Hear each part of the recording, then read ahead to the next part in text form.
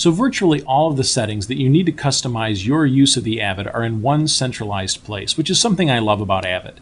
The more you customize your Avid, the more you can leverage your productivity. So as you are learning the interface, take time to check out each setting and see if there are options of the various settings that you prefer for the way you work and the kind of projects you do. I'll guarantee that the factory defaults are not perfect for every person and every job, but they're a good start. There are about 50 different settings, each with as many as 2 or 3 dozen options. Avid's documentation about just settings is over 100 pages long, so explaining them all would take about 2 days. Obviously, there's no way to show you every option in every setting, so I'll go through some of the highlights.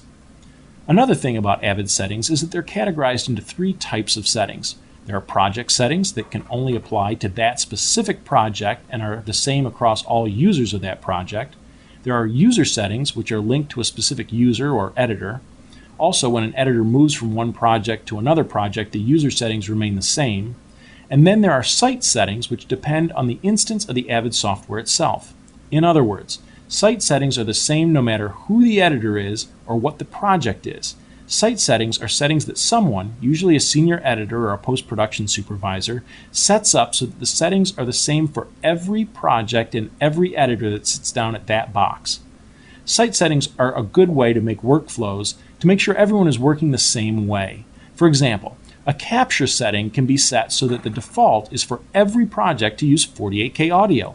That way, no one accidentally starts a project using 44.1.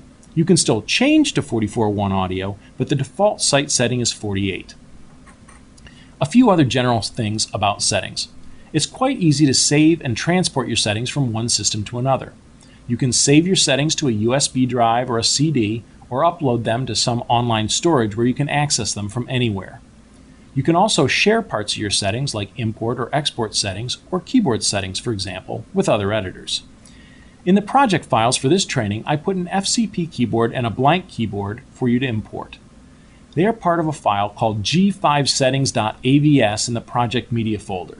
To access them, simply click in your project window in the Settings tab, then choose Import Settings from the File menu and navigate to the G5 settings file.